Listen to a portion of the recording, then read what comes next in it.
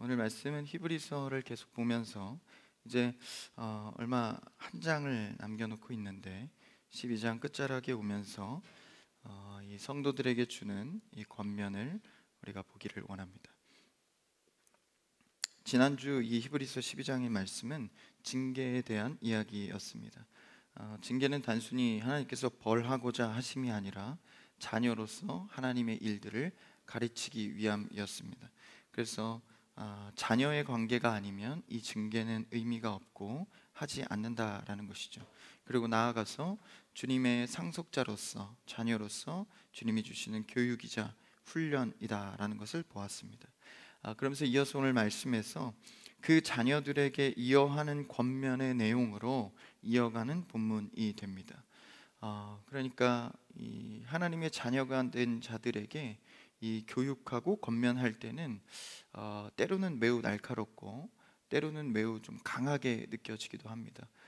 그런데 그 계획과 그 방향이 이 자녀를 세우려는 목적일수록 강할 수밖에 없는 것이죠. 그래서 오늘 짧은 이 본문에서 이 절마다 나눠지는 이 세 가지 권면을 통하여서 자녀된 신앙이 무엇인지를 발견해 가기를 원합니다.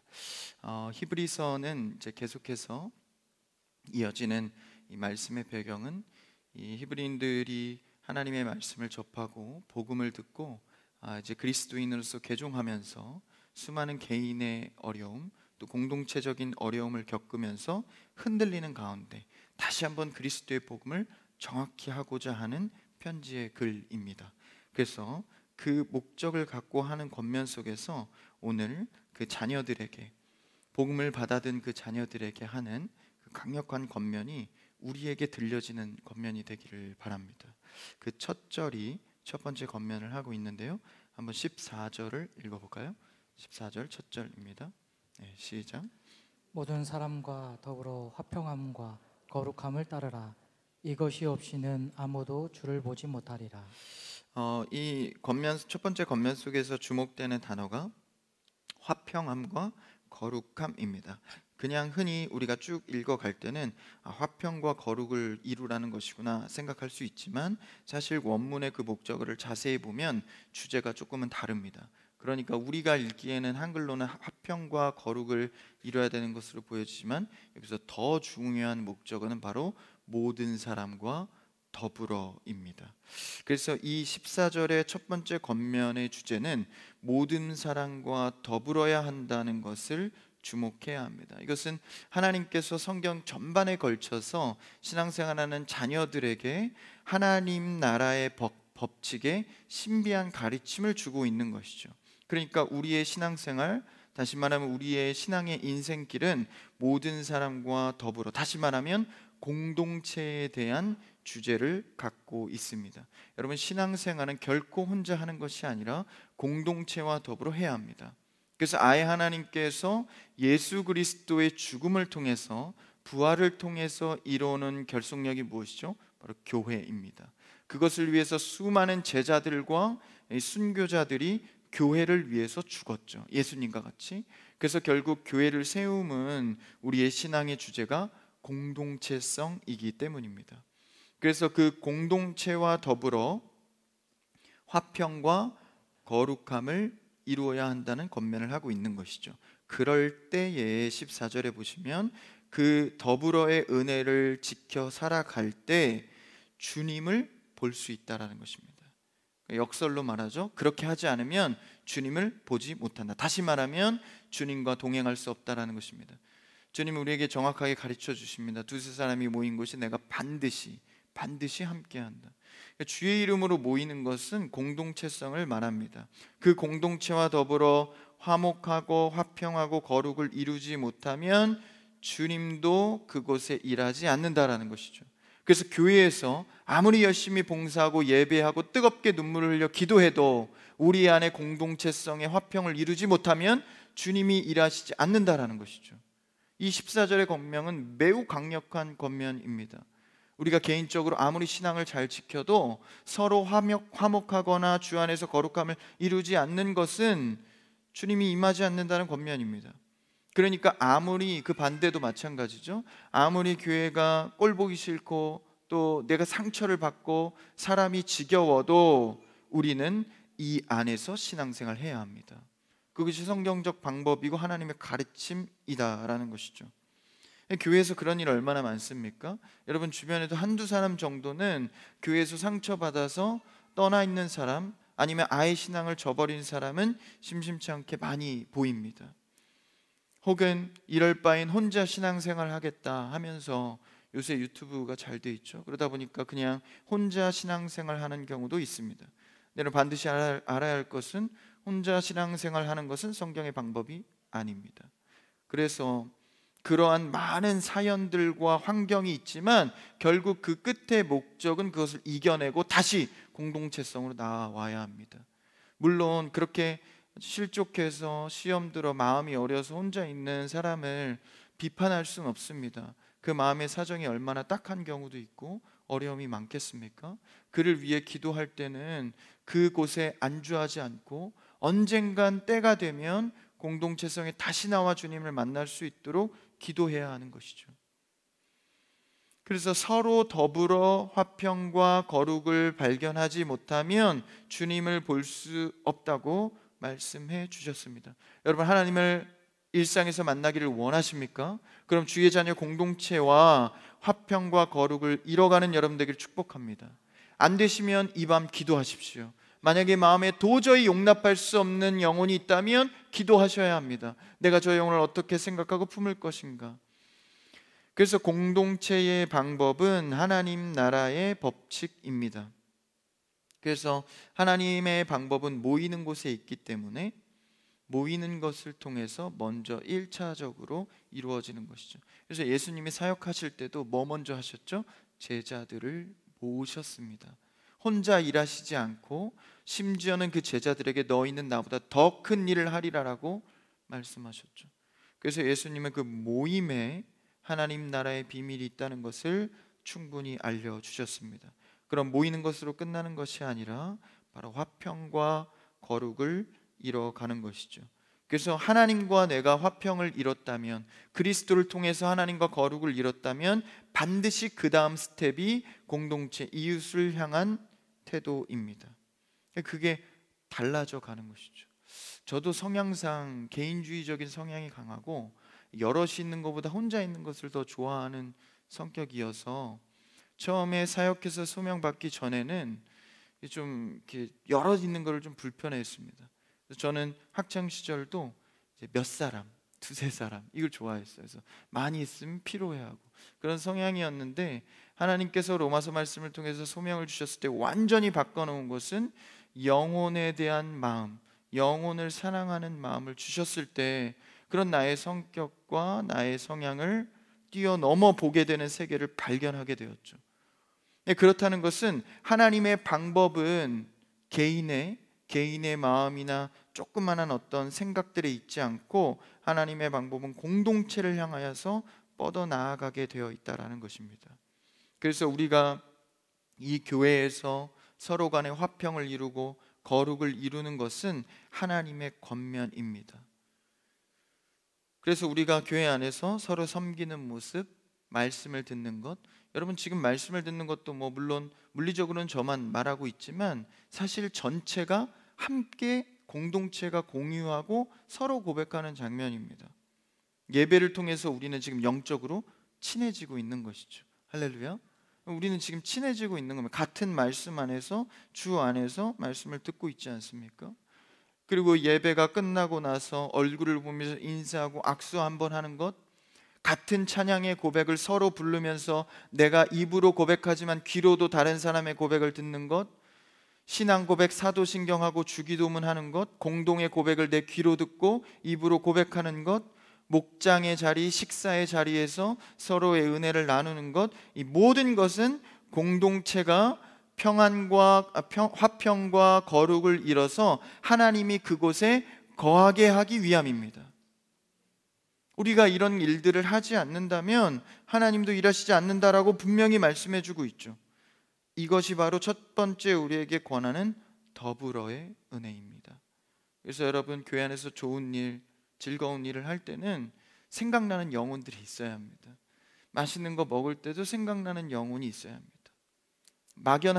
막연하다면 이 봉사 자리 있잖아요. 팀 혹은 목장은 있으시잖아요. 그래서 뭔가 기쁜 일이 생각날 때는 또 목원들이 생각나고, 또 기도할 때는 목원들, 성도들의 이름이 생각나고, 이런 것들이 우리가 더불어의 은혜를 누리는 것이죠. 그래서 우리 교회 안의 모임에서는 이런 성도들 간의, 자녀들 간의 모임의 거룩함을 늘 훈련해야 합니다. 만남이 선해야 하고 거룩과 화평을 위해서 달려가야 하는 것이죠. 그래서 이 만남과 서로 소통하고 공감하는 것은 매우 조심해야 합니다. 왜냐하면 우리는 영적 하나님의 자녀의 공동체의 훈련이기 때문에 세상과 다르다라는 것이죠. 주를 보기 위한 모임입니다. 그래서 밥을 먹으나 이야기를 하나 예배를 드리나 모든 것은 주를 위해서 모여야 합니다. 그래서 성도들 간의 공동체 전에는 기도를 하죠. 주님을 위해 모였습니다. 이 모임이 선하게 하여 주시옵소서. 반드시 기도하고 모여야 합니다. 모였을 때 그냥 가벼운 세상 얘기, 서로를 판단하는 얘기, 그냥 이런 것들로 덕지덕지 붙어 있다면 우리가 무엇을 위해 모이는지를 다시 말씀을 통해 돌아봐야 합니다.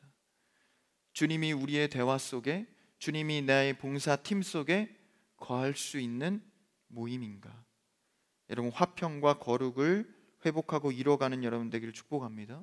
그래서 저는 청년부를 담당하고 있는데, 제가 우리 청년 형제 자매들에게 가장 많이 강조하고 가장 많이 조심하는 것은 바로 모임입니다. 예배의 모임, 또 밖에서의 모임, 친한 사람들, 마음 맞는 사람들하고 모이지 말라고 권면합니다. 왜냐하면 이 모임은 세상과 다르기 때문입니다. 둘이 만나도 하나님과 셋이 만나는 것이 되어야 하고, 아무리 많이 있어도 주님이 꼭 함께 모여야 하는 모임이기 때문에 내 마음대로 모이거나 내 즉흥적인 생각으로 모이는 것이 아니라 하나님께서 임하실 수 있는 모임인가? 내 마음이 무엇을 향하고 있는가 돌아봐야 한다라는 것이죠. 그래서 가장 좋은 방법이 교회의 모임대로 모이는 것이 가장 좋습니다. 내가 마음에 안 들어도 목장으로 모이는 것이죠. 내가 좀 힘든 사람이 있어도 내가 소속된 봉사팀에서 모이는 겁니다. 새 가족을 받을 수 있는 마음들을 훈련해 가는 것이죠. 그래서 우리는 자꾸 성도 간의 화평과 거룩을 고민하고 이루어 가야 합니다. 우리 교회는 시간이 갈수록 더 거룩과 화평으로 모이는 모임이 되기를 축복합니다. 나 혼자 화평을 이룰 수 있는 건 아니죠. 공동체가 있어야 합니다. 그래서 성도의 삶은 반드시 하나님과 개인의 삶을 넘어서 공동체를 세우는 삶으로 부름받고 요구받게 되어 있습니다. 하나님께서 때가 되면 반드시 부르시죠. 공동체를 세울 수 있는 자리로 부르십니다. 얼마나 우리가 많이 훈련되어 있어야 하겠습니까? 요즘 특히 대한민국 사회를 보면 돈에 미쳐 있는 것 같습니다. 모든 상황과 모든 시간들을 다 돈으로 환산합니다. 내가 이 돈으로 가치가 얼마나 있을까? 심지어 그게 사람에게도 적용돼서 그 사람의 가치 판단을 수치로 평가합니다. 그래서 결국 이 모든 것은 개인의 안락한 삶을 위해서 많은 돈을 빨리 벌어서 많은 시간에 많이 사용할 수 있는 삶으로, 이 모든 것들은 개인의 욕심에 맞춰져 있습니다. 근데 사실 우리가 속으로는 알죠. 제일 중요한 가치가 돈이 아니라 가족, 공동체, 나라를 위한 가치들이 더 크다는 걸 알면서도 현 시대의 사회는 돈에 미쳐 있는 사회인 것 같습니다. 세상도 공동체의 생각보단 개인의 욕심과 삶의 행복을 요구하고 선포하고 있는데, 성도들의 삶은 어떤가요? 그런 흘러가는 세상 속에 내 몸을 담아서 그 시절 속에서 어떻게 하면 신앙을 활용하여서 개인의 삶을 추구할까? 이 생각에 빠져 있진 않은지 우리가 오늘 말씀을 통해서 돌아봐야 합니다. 당시 히브리 상황은 모이는 것과 함께 하는 것에 대해서 그리스도의 이름으로 모이고 있었기 때문에 많은 위협과 억압을 받았습니다. 그래서 다시 한번 이 히브리 기자가 성도의 공동체성은 하나님의 방법이다라는 것을 권면해 주고 있는 것이죠. 그래서 우리가 읽었던 히브리서 10장 25절에서는 이렇게 권면을 했었죠. 한번 읽어볼까요? 앞에 있습니다. 시작. 모이기를 패하는 어떤 사람들의 습관과 같이 하지 말고 오직 권하여 그날이 가까움을 볼수록 더욱 그리하자. 개인의 욕심과 행복에만 빠져 있을 것이 아니라 우리는 모이는 데 힘써야 한다라는 것이죠. 뭐가 가까울수록, 그 날이 가까울수록, 심판의 날이죠. 그러니까 우리의 신앙이 하나님과 가까워질수록, 하나님의 때에 이르러 갈수록 우리는 모이기를 힘쓰고 공동체성의 세움에 집중해야 한다라는 것입니다. 내가 그렇게 하지 않아도 사실 신앙생활을 하다 보면 하나님이 그렇게 요구해 가신다라는 것이죠. 이러한 배교의 위협과 당시의 어려움 가운데에서 교회를 다녀도 예수님을 믿어도 변하는 것이 없고, 오히려 내 삶이 개인적으로 힘들어지기만 하니까 차라리 모이기를 패하고 좀 쉬면서 하자. 그때 다시 한번 공동체의 화평과 거룩을 이루기를 권면해 주고 있습니다. 여러분, 우리는 이 14절의 권면처럼 개인을 넘어 이 공동체가, 주의 자녀들이 화평과 거룩함을 이루는 것을 통해 여러분이 하나님과의 신앙생활에 승리하기를 축복합니다. 임하시는 하나님이 함께 계시고 하나님이 우리의 삶에 일하시는 공동체성으로 시작한다라는 것이죠. 두 번째 권면은 무엇일까요? 두 번째 권면을 읽어볼까요? 15절인데요. 오늘 본문입니다. 읽어볼까요? 시작. 너희는 하나님의 은혜에 이르지 못하는 자가 없도록 하고 또 쓴뿌리가 나서 괴롭게 하여 많은 사람이 이로 말미암아 더럽게 되지 않게 하며. 15절의 주제는 쓴뿌리라는 단어가 나옵니다. 여기서 말하는 쓴뿌리는 뭐 뿌리가 쓰다 뭐 이렇게 뭐 생각할 수도 있지만, 조금 풀어서 말하면 쓴 열매를 내는 뿌리입니다. 그러니까 이 뿌리로 인하여서 열매가 쓰게 되었다라는 것입니다. 이 공동체의 겉면을 넘어서 이제 우리가 공동체를 어떻게 세워갈까 또 심화되는 15절에서 이 공동체에는 반드시 괴롭게 하고 혼란을 주는 요소나 사람이 있을 수 있습니다. 더불어의 은혜를 깨는 것이죠. 연합을 방해하고 모이기를 폐하는 것들입니다. 이러한 요소들이 있을 수 있고 사람의 마음이 있을 수 있습니다. 이것이 다 쓴뿌리, 열매를 내는 데에 방해하는 요소다라는 것이죠. 그러니까 이것을 잘못됐다 이렇게 하면 안 된다 이런 겉면이기보다, 우리가 첫 번째로 생각할 것은 공동체로 모일 때는 이러한 요소들이 반드시 함께 한다라는 것입니다. 여러분, 기도할 때 거룩하고 좋은 응답만 기대할 것이 아니라 하나님의 일이 시작될 때는 방해 요소도 있다는 것을 잊지 말기를 축복합니다. 그러니까 하나님께서 일하실 때 이 좋은 일들에 대해서, 계획에 대해서 이 연합을 방해하는 요소들이 있다라는 거예요. 사탄이 사실 가장 싫어하는 게 무엇입니까? 모이는 것과 전도하는 일입니다. 그래서 이것을 어지럽고 혼잡케 하는 것이죠. 이 괴롭게 하는 것입니다. 그래서 당시에 이 히브리인들이, 개종한 크리스찬들이 얼마나 괴로웠겠어요? 주를 믿고 기쁘긴 했는데 물리적으로 어려움이 오니까, 이러한 어려움 가운데 이런 것은 있다라는 것을 알려주는 것이죠.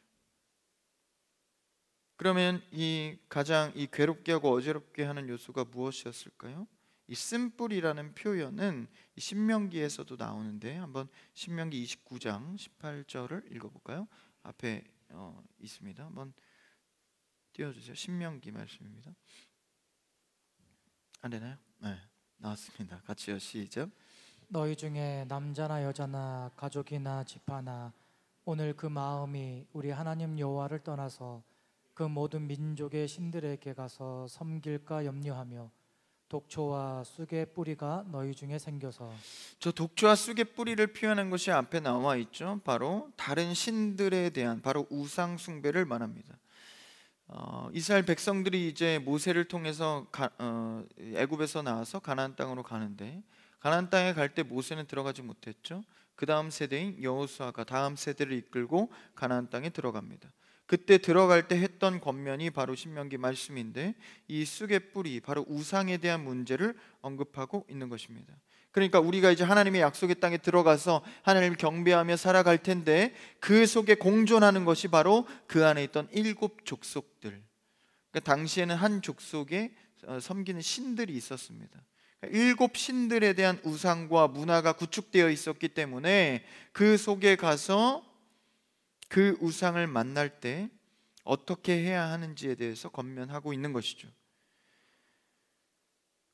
그러니까 세상 가운데에 우리를 휘두른 것들, 우상 가운데 있는 것들, 이런 것들에 대해서 하나님을 온전히 믿고 순종할 수 있도록 훈련하는 것입니다. 그러니까 가나안 땅을 천국으로 비유하기도 하는데 그 틀렸다고 말할 수는 없지만 실제 우리의 삶에서 가나안 땅은요, 그냥 젖과 꿀이 흐르고 행복하고 모든 게 만사형통한 땅이 아닙니다. 그 땅에 갔을 때 진정 하나님을 믿고 순종하는 훈련의 터가 되는 것이죠. 여러분, 일상의 터와 이 교회의 터에서 하나님을 믿고 순종하는 그 훈련을 할 수 있기를 축복합니다. 그것이 무엇이죠? 바로 쓴뿌리 가운데에서도 이 쓴뿌리가 되지 않고 우상을 섬기지 않고 하나님만 순종하라는 권면입니다. 사람은 늘 보이고 느끼는 것에 매우 취약합니다. 그래서 보이지 않으면 믿기 어렵고 한번 만지지 않으면 그것을 따르기가 쉽지가 않습니다. 그래서 신명기 말씀에서도 우상을 통하여서 혼잡케 하는 그 쓴뿌리에서 진리와 주의 말씀과 그 교회에 순종하도록 권면하고 있는 것이죠. 세상의 것들이 이 하나님을 믿는 것에 매우 헷갈리게 합니다. 왜냐하면 하나님은 영이셔서 보이지 않고 주의 계획은 멀게만 느껴질 때가 많기 때문입니다. 그런데 사회 현상에서는 보여지고 사실 그 현상이 빠르게 흘러가니까 그것에 대해서 또 하나님보다는 더 믿기에 쉬워 보입니다. 근데 여러분, 우리가 기억할 것은 사실이라고 해서, 눈에 보인다고 해서, 현상이 그대로 이루어졌다고 해서 진리는 아닙니다. 여러분, 우리는 보이지 않고 느껴보지 않았지만 우리가 진리로 믿는 것은 우리가 믿는 신앙의 믿음입니다.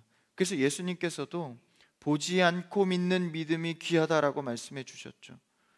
여러분, 우리는 보이는 것에 익숙하지 마시고 보이지 않는 하나님, 하늘의 영이신 하나님의 그 방법에 익숙해져야 합니다. 그래서 교회에서 그걸 훈련하는 것이죠. 쓴뿌리에 현혹되지 않도록, 쓴뿌리가 되지 않도록 보이는 것에 집착하는 것이 아니라 하나님의 방법을 쫓아가야 합니다. 그래서 이 보이지 않는 것에 이 피로함을 느낀 성도들이 이제 세상 방법 어떤 걸 많이 찾아가죠? 그게 요새 많지 않은 줄 알았는데 요새도 많다 그래요. 전 보는 행위들. 그래서 연초가 되면 반드시 본다 그래요. 보시는 분들은 연초가 되면 반드시 봅니다.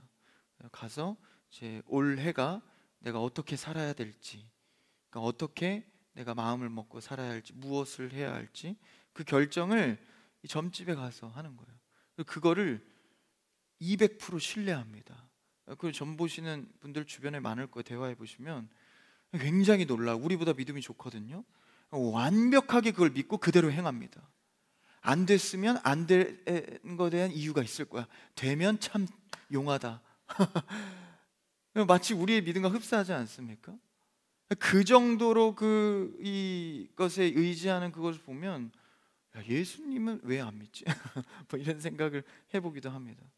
그래서 성도가 거기 가서 전 보다가 넌 교회 가야 산다 이러고 그 은혜 받고 나와서 열심히 신앙생활을 하기도 하고 참 헷갈려요. 뭐가 뭔지 모르겠습니다. 그런데 우리는 이런 보이고 그냥 결정되는 말, 이렇게 살아라, 뭐 이런 것에 익숙해지는 사람이 되어서는 안 됩니다. 하나님은 항상 형상 가운데 현상과 그냥 눈에 보이는 것에 의지하도록 만들지 않고 그런 우상의 형상과 모양에 집착하지 않고 하나님과 인격적인 관계 속에서 주님을 느끼고 알아가기를 원하는 것이죠. 그럴 때 우리는 우리의 연합을 방해하는 눈에 보이고 현혹되어지는 시끄러운 소리들을 멈추고 주님 앞에 연합하여 집중해야 합니다. 여러분, 세상에 우리를 흔드는 우상을 조심하시고 모이는 것에서 하나님 주를 위해서 모일 수 있는 여러분 되기를 바랍니다. 그 쓴뿌리에 대한, 이 우상에 대한, 우리를 흔드는 것에 대한 권면을 했고요. 세 번째 16절에서 마지막 권면을 합니다. 한번 읽어볼까요? 16절 본문 시작. 음행하는 자와 혹 한 그릇 음식을 위하여 장자의 명분을 판 에서와 같이 망령된 자가 없도록 살피라. 이 16절에서는 에서에 대한 얘기를 합니다. 간단하게 언급하고 있는데 이 장자권을 팔았죠. 에서가 장자고 야곱이 그 차남인데 그 두 형제가 이제 배고픈 그러니까 이제 배가 고픈 틈을 타서 이 야곱이 여우같이 이 장자권을 이제 팥죽 한 그릇에 이제 얻어오지 않습니까? 그리고 나중에 아버지인 이삭에게 축복 기도도 속여서 자기가 받아버립니다. 그러니까 이런 어떤 삶의 방식이 속임수로 이렇게 받긴 하지만 그 자리를 어디에 두려는 마음입니까? 내 영이 살려는 자리. 그러니까 영적인 가치로 보면 내 영이 살 수 있는 자리가 있고 죽어가는 자리가 있습니다. 근데 이 세속적인 건 반대여서 내 육이 잘 되어 보이는 곳은 세속적 가치가 많이 있죠. 그러면 영적 가치와 세속적 가치, 우리는 회색지대에 있을 수 없습니다. 반드시 하나를 선택해야 하는데 하나님께서는 일찍이 먼저 우리에게 알려주셨죠. 먼저 그의 나라와 의를 구하라. 그러니까 하나님 안에서 우리가 먼저 된 우선순위의 결정이 늘 있다라는 것입니다. 그러니까 마리아와 마르다도 예수님의 말씀을 들을 때 마르다는 굉장히 바쁘고 마리아는 말씀 듣는 자리에 가까이 나아오지 않았습니까?